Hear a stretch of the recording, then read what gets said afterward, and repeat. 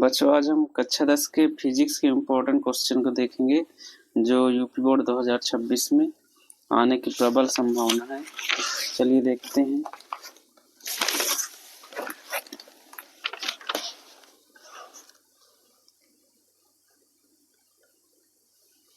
देखिए, पहला क्वेश्चन है, किसी कार का अग्रदीप मतलब आगे का जो हेडलाइट होता है, कार का हो या मोटरसाइकिल का हो, हेडलाइट तथा पश्च दृश्य का मतलब जो पीछे जो साइड में मिरर लगे होते हैं पीछे के दृश्य देखने के लिए, पश्च दृश्य दर्पण में कौन सा दर्पण प्रयोग करते हैं, उसका अपना उत्तर कारण के साथ दीजिए। हम पीछे जो देखने के लिए, एक तो हेडलाइट, गाड़ियों में जो हेडलाइट लगी होती है उसमें कौन सा दर्पण यूज करते हैं, और दूसरा पीछे का जो दृश्य देखने के लिए यूज होता है, पीछे गाड़ी में साइड दोनों साइड लगे रहते हैं मिरर, दाएं बाएं देखने के लिए कौन सी गाड़ी पीछे से आ रही है, ये देखने के लिए कौन कौन से दर्पण यूज करते हैं। अपना उत्तर भी देना है और साथ में ये भी बताना है कि वो दर्पण, हम उसी दर्पण का प्रयोग क्यों करते हैं, दूसरा दर्पण क्यों नहीं प्रयोग किया जाता। तो ये क्वेश्चन हो जाता है। अब देखिए दूसरा क्वेश्चन क्या है, वायु में प्रकाश की चाल 3×10⁸ मीटर प्रति सेकंड है। उस माध्यम में प्रकाश की चाल ज्ञात कीजिए जिसका वायु के सापेक्ष अपवर्तनांक 1.5 है। तो ये क्वेश्चन भी देखिए पूछा गया है काफी, और यही क्वेश्चन नहीं, इसकी जगह पर डाटा चेंज करके दूसरा भी क्वेश्चन पूछा जा सकता है। तो आपको ये अपवर्तनांक वाले क्वेश्चन को देख कर जाना है, लगा के जाना है।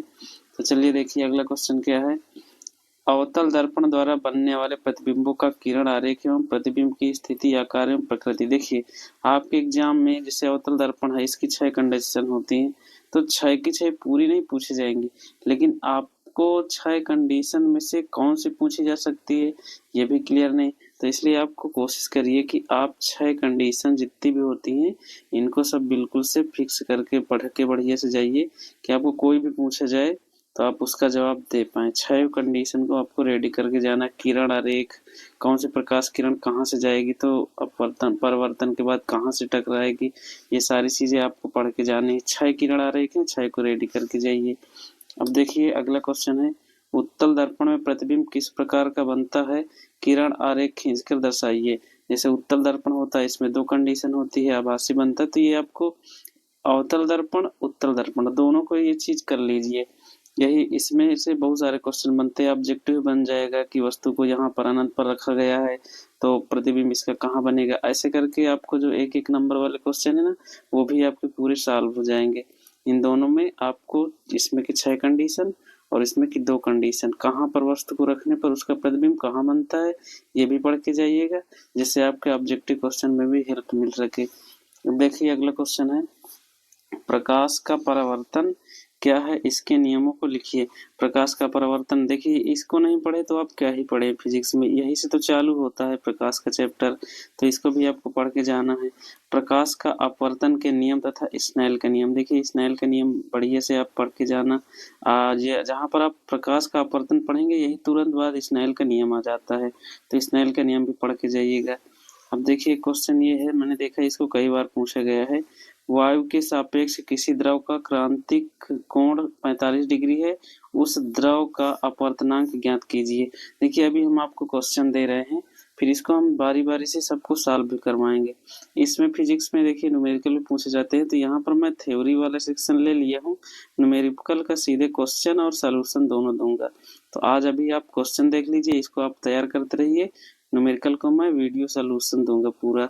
अब देखिए अगला क्वेश्चन क्या है, लेंस से बनने वाले प्रतिबिंब की स्थिति, प्रकृति एवं आकार। देखिए अवतल दर्पण, उत्तल दर्पण, और वैसे ही लेंस से प्रतिबिंब कैसे बनते हैं, कहाँ पर वस्तु रखने पर कहाँ प्रतिबिंब बनता है, उनकी स्थिति, प्रकृति, ये सारी चीजें लेंस में भी होती है, तो आपको लेंस को भी पढ़ के जाना है। फिर उसके बाद देखिए गोलीय दर्पण से संबंधित कुछ परिभाषाएं आपको बताई जाती है। मुख्य अक्ष क्या है, फोकस दूरी क्या है, फोकस बिंदु कहाँ पर है, ये सारी चीजें गोलीय दर्पण से संबंधित परिभाषाएं होती हैं। इनको तो आप पढ़ेंगे तभी तो सारी चीजें कर पाएंगे, तो इनको भी पढ़ना है। इसी प्रकार लेंस के लिए होता है, लेंस से संबंधित परिभाषाएं होती हैं, इसको भी पढ़ना है आपको। प्रथम फोकस, द्वितीय फोकस, ये सारी चीजें। अब उसके बाद देखिए अवतल दर्पण एवं उत्तल दर्पण के उपयोग एवं उनमें अंतर। आपको अवतल दर्पण के बारे में जानकारी लेना है कि कौन सा दर्पण अवतल दर्पण है, कौन सा उत्तल दर्पण है, और अवतल दर्पण का कहाँ प्रयोग किया जाता है, उत्तल दर्पण कहाँ प्रयोग किया जाता है। और इसमें आप अगर दोनों का अलग अलग से पढ़ लेंगे तो अगर आपसे पूछा जाएगा इनमें अंतर क्या है, तो वही आपको अवतल दर्पण में अवतल का लिख लीजिए, उत्तल का लिख दीजिए, ऑटोमेटिक अंतर हो जाएगा उसमें क्या क्या अंतर है। अब देखिए लेंस की आवर्धन क्षमता किसे कहते हैं, इससे संबंधित सूत्र लिखिए। लेंस की आवर्धन क्षमता का m बराबर फार्मूला होता है, आपको ये चीज पढ़ के जाना है और बताना भी है कि आखिर आवर्धन क्षमता होती क्या है। तो देखिए आगे हम चलते हैं। देखिए 13 नंबर क्वेश्चन है, दृष्टि दोष किसे कहते हैं तथा ये कितने प्रकार का होता है। दृष्टि दोष आखिर कितने प्रकार का होता है और ये है क्या दृष्टि दोष, तो आपको दृष्टि दोष कितने प्रकार का है ये भी पढ़ना है। उसके बाद देखिए इसी दृष्टि दोष में मैंने क्वेश्चन को अलग अलग कर दिया क्योंकि इतना ढेर बड़ा सारा क्वेश्चन नहीं पूछता। अगर आपसे पूछ लिए दृष्टि दोष किसे कहते हैं तो आपको सिंपल बता देना है कि दृष्टि दोष क्या है और कितने प्रकार का होता है। लेकिन जैसे ही आपको निकट दृष्टि दोष किसे कहते हैं पूछ लिया तो इसको आपको पहले तो बताना है निकट दृष्टि दोष है क्या, दूसरी बात बताना है इसके कारण क्या है, किस कारण से निकट दृष्टि दोष हुआ है, फिर उसके बाद निवारण आपको बताना है, कौन सा लेंस प्रयुक्त होगा, कितनी क्षमता का, ये सारी चीजें। हो सकता है इसी के साथ में न्यूमेरिकल भी लगा दे कि एक व्यक्ति को इतनी दूर तक का नहीं दिखाई देता है तो उसको कौन सा लेंस लगाया जाए, तो ये सारी चीजें आपसे पूछा जा सकता है। तो आपको पूरी तरीके से रेडी होकर जाना है। अब देखिए सेम टू सेम इसी में दूरदृष्टि दोष किसे कहते हैं, इसका कारण लिखना और निवारण, तो दोनों साथ में तो आ नहीं जाएगा, या तो ये आएगा या तो ये आ जाएगा, तो इसलिए आपको दोनों को ही पढ़ के जाना है। अब देखिए आगे अगला क्वेश्चन है, एक प्रिज्म से प्रकाश के अपवर्तन की क्रिया चित्र द्वारा समझाइए, आपतन कोण तथा विचलन कोण चित्र में दिखाइए।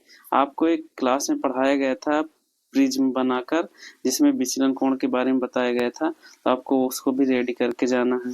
अब आगे देखिए, आकाश का रंग नीला क्यों दिखाई पड़ता है, व्याख्या कीजिए। इसको भी आप बढ़िया से पढ़िए, आकाश का रंग नीला क्यों दिखाई देता है बताया गया, तो इसको भी रेडी करके जाइए आप। फिर 18 नंबर क्वेश्चन देखिए, आंख की समंजन क्षमता का क्या अर्थ है, आंख की समंजन क्षमता क्या है ये पढ़िए आप, इसको भी पूछा जाता है। अब उसके बाद देखिए, श्वेत प्रकाश के विक्षेपण से आप क्या समझते हैं, श्वेत प्रकाश के लिए वर्ण विक्षेपण में प्राप्त विभिन्न रंग का क्रम लिखिए। वही आप लोग विप की ओर पढ़ते हो, जो श्वेत प्रकाश किससे बनता है, 7 रंगों से। प्रिज्म पढ़ने के बाद उसके 7 रंग अलग अलग हो जाते हैं, ये पूरी घटना के बारे में आपको विस्तार से बताना है, तो इसको भी आप रेडी करिए। अब उसके बाद देखिए हम लोग आ जाते हैं विद्युत धारा में।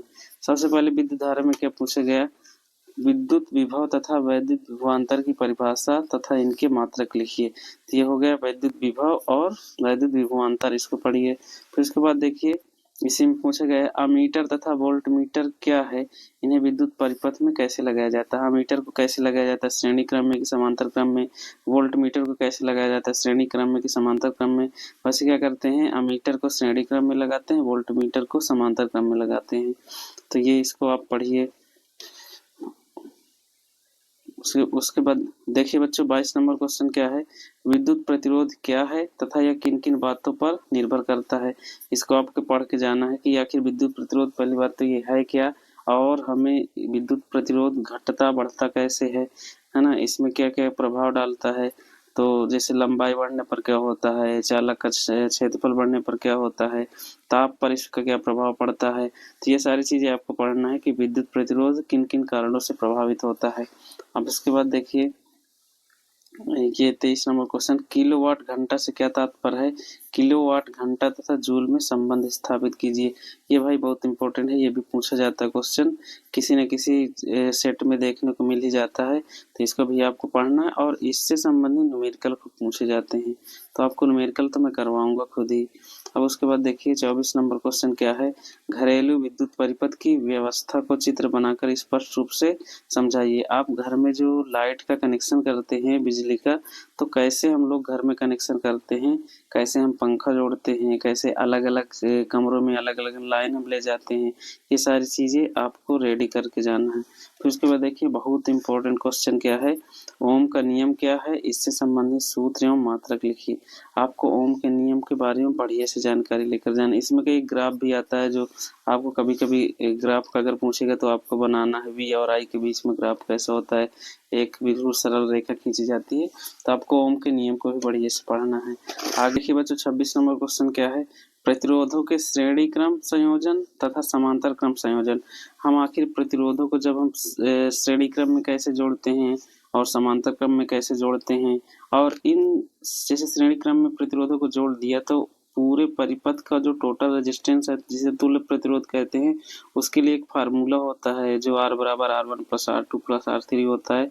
तो श्रेणी क्रम में क्या फार्मूला है और समांतर क्रम में प्रतिरोधों को कैसे जोड़ते हैं, उसका तुल्य प्रतिरोध निकालने के लिए कौन सा फार्मूला आता है, ये सारी चीजें आपको बढ़िया से लिखनी है। हो सकता है आपसे एक एक का ही पूछ ले कि श्रेणी क्रम में प्रतिरोधों को कैसे जोड़ा जाता है, या समांतर क्रम का पूछ ले, तो आपको रिस्क नहीं लेना है, दोनों बढ़िया से पढ़ के जाना है। अब देखिए घरेलू परिपथ में विद्युत में जिसमें चार्ज होता है, और उदासीन तार जो न्यूट्रल होती है जिसे कहते हैं, तथा भू संपर्की तार क्या होती है। इन तीनों तारों के बारे में, ये फेस वायर है जिसे फेज वायर कहते हैं। तो ये और ये इसका साथी जो उदासीन तार होती है, और एक होती है भू संपर्की तार जिसे सिंपली कोई करवाता नहीं है, लेकिन फिर भी सॉकेट में एक इसका जगह बना रहता है कि ये भू संपर्की तार है। अब देखिए उसके बाद अगला क्वेश्चन क्या है, धारावाही चालक से संबद्ध चुंबकीय क्षेत्र की दिशा ज्ञात करने के लिए दक्षिण हस्त अंगुष्ठ नियम, ये दाहिने हाथ के अंगूठे का नियम होता है जिसमें हम लोग चुंबकीय क्षेत्र की दिशा निकालते हैं। जैसे कि हम जानते हैं किसी चालक में धारा प्रवाहित करने पर उसके चारों तरफ चुंबकीय क्षेत्र उत्पन्न हो जाता है। आखिर उस चुंबकीय क्षेत्र की दिशा क्या होती है, उस दिशा को ज्ञात करने के लिए दाहिने हाथ के अंगूठे का नियम है। तो आपको दाहिने हाथ के अंगूठे का नियम पढ़ के जाना है। अब अगला क्वेश्चन देखिए 29 नंबर है, धारावाही चालक के कारण उत्पन्न चुंबकीय क्षेत्र की तीव्रता किन बातों पर निर्भर करती है, जो कि किसने बताया था, बायो-सेवार्ट ने। अगर आपसे बायो-सेवार्ट का नियम पूछा जाए तब भी आपको यही क्वेश्चन का आंसर देना है, और अगर ऐसे करके लिख के देता है जैसे लड़के कंफ्यूज हो जाते हैं, उन्हें बायो-सेवार्ट का नियम तो पता रहता है, लेकिन अगर इस तरीके से पूछ लेता है धारावाही चालक के कारण उत्पन्न चुंबकीय क्षेत्र की तीव्रता किन बातों पर निर्भर करती है, तो जान ही नहीं पाता कि हमें लिखना कौन सा आंसर है। तो आप याद रखिए कि अगर हमें चुंबकीय क्षेत्र की तीव्रता के बारे में पूछे किन किन बातों पर निर्भर करता है, तो सीधे से बायो-सेवार्ट का नियम लिख के आना है। अगर बायो-सेवार्ट का नियम सीधे पूछता है तो कोई बात ही नहीं। तो अब देखिए अगला क्वेश्चन क्या है, मैक्सवेल का कार्क स्क्रू नियम। ये मैक्सवेल का जो स्क्रू नियम है ये भी चुंबकीय क्षेत्र की दिशा को बताता है। अगर क्वेश्चन में स्क्रू नियम न दे, दक्षिण हस्त अंगुष्ठ नियम भी न दे, सिर्फ ये पूछ ले कि चुंबकीय क्षेत्र की दिशा ज्ञात करने के लिए नियम बताइए, तो आप इन दोनों में से कोई सा भी नियम लिख सकते हैं। फिलहाल एग्जाम में पूछ लेता है मैक्सवेल का कार्क स्क्रू नियम, तो आपको ये कार्क स्क्रू नियम लिखना है। अब उसके बाद देखिए अगला क्वेश्चन है, चुंबकीय बल रेखाएं क्या हैं, इनके गुणों को लिखिए। आपको बताना है चुंबकीय बल रेखाएं क्या हैं, इनके क्या क्या गुण हैं। तो कम से कम 3 गुण तो आपको याद ही रहने चाहिए कि इनके गुण क्या क्या हैं। अब देखिए अगला क्वेश्चन क्या है, चुंबकीय क्षेत्र में रखे विद्युत धारावाही चालक पर लगने वाला बल किन किन बातों पर निर्भर करता है। इसमें का एक फार्मूला निकलता है F बराबर ILB sin थीटा। तो आपको ये वाला पूरा फार्मूला याद करके जाना, साथ में आपको चित्र वगैरह बनाना है, कोई चुंबकीय क्षेत्र बनाना, उसमें एक चालक रखना है, चालक में धारा प्रवाहित होनी चाहिए। ये सारी चीजें आपको रेडी करके जाना है, तो आप पूरा क्वेश्चन बढ़िया से लिख पाएंगे। अब अगला क्वेश्चन देखिए, ये बहुत जरूरी क्वेश्चन हो जाता है, फ्लेमिंग के बाएं हाथ का नियम। इसमें क्या होता है, बल की दिशा, धारा की दिशा और चुंबकीय क्षेत्र की दिशा, तीनों की दिशाओं बताने के लिए हमारे पास फ्लेमिंग के बाएं हाथ का नियम होता है। इसमें ऐसे भी आ जाता है, सचित्र वर्णन कीजिए, मतलब कि आपको बाएं हाथ का अंगूठा ही बनाना है और धारा की दिशा, बल की दिशा, चुंबकीय क्षेत्र की दिशा, इनको बढ़िया से दिखाना पड़ता है, तो इसका चित्र भी बनाना पड़ता है। अब अगला क्वेश्चन देखिए, विद्युत चुंबक तथा